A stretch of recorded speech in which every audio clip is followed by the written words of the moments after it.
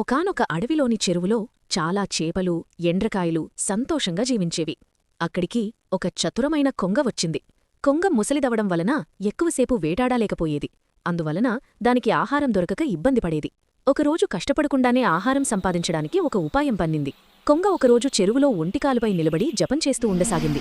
ఇది గమనించిన చేపలు కొంగ వేటాడకుండా చేపల్ని తినకుండా అలా చాలాసేపు నుంచి ఒంటికాలుమీద నిలబడటం చూసి అనుమానం వచ్చి ఒక చేప కాస్త దూరంగా నిలబడి కొంగని, కొంగబావా ఏంటి చేపల్ని వేటాడకుండా ఒంటికాలుమీద నిలబడి ఉన్నావు అనడిగింది.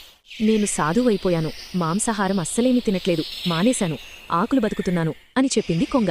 అలా కొంగ దొంగజపం చేస్తూ ఉండేది. చాలా రోజులు చూసిన తర్వాత చెరువులోని చేపలు ఎండ్రకాయలు అరే నిజంగానే కొంగ సాధువుగా మారిపోయింది, చాలా రోజుల్నించి చేపల్ని వేటాడ్డం లేదు అననుకున్నాయి. ఇదిలా ఉండగా ఎండాకాలం రానే వచ్చింది. చెరువులో నీటిమట్టం తగ్గిపోసాగింది. ఒకరోజు కొంగ బాధగా నటిస్తూ తన వద్దకొచ్చిన చేపలకు ఇలా చెప్పసాగింది. కొన్ని రోజుల్లో ఈ చెరువు పూర్తిగా ఎండిపోతుంది, మీరందరూ చనిపోతారు అని బాధపడసాగింది. పక్కనే ఉన్న పెద్ద చెరువులో పుష్కలంగా నీళ్లున్నాయి, మీరందరూ అక్కడికి వెళ్ళండి అని చెప్పింది. మీరు ఒప్పుకుంటానంటే నేను మిమ్మల్ని నా నోట ఖర్చుకుని వెళ్లి ఆ పక్క చెరువులో పడేస్తాను అని చెప్పింది కొంగ. మాటలు నమ్మిన చేపలు సరే అన్నాయి. కొంగ రోజుకొకదాన్ని తీసుకెళ్లి మధ్యలో ఓ పెద్ద కొండ దగ్గర చేపలన్నిటినీ తినసాగింది. ఇలా చాలా రోజులు మోసం చేసింది. ఇదంతా గమనించిన తెలివైన ఎండ్రకాయ చెరువులో చేపలన్నీ తగ్గిపోయాయి. కొంగ చెరువులోని చేపల్ని ఏం చేస్తుంది అనుకుని ఒకరోజు చెరువులో తెలివైన ఎండ్రకాయ కొంగను, నన్ను కూడా కొత్త చెరువుకు తీసుకెళ్తావా అనడిగింది. కొంగ ఆనందంగా ఒప్పుకుంది. నా కొండ్లు నీకు గుచ్చుకుంటాయి కాబట్టి నేనే నీ మెడను గట్టిగా పట్టుకుంటాను, నన్ను ఆకాశంలో తీసుకెళ్ళు అని ఎండ్రకాయ కొంగ మెడను గట్టిగా పట్టుకుంది.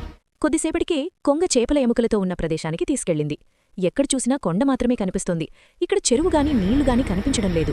అప్పుడే ఎండ్రకాయకు నిజం అర్థమైంది. ఎండ్రకాయ వెంటనే తన బలమైన పంజాలతో కొంగ మెడను బిగించి చంపేసింది. తన ప్రాణాలను కాపాడుకుంది. తర్వాత ఎండ్రకాయ చెరువుకు తిరిగి వెళ్లి మిగిలిన చేపలకు జరిగిన విషయం చెప్పింది. అందరినీ కాపాడింది. ఈ కథలోని నీతి ఏమిటంటే, నంబర్ 1 మోసం చేసేవారికి చివరికి శిక్ష తప్పదు. నంబర్ 2 తెలివి ప్రాణాలను కాపాడుతుంది. నంబర్ 3 మాయమాటలు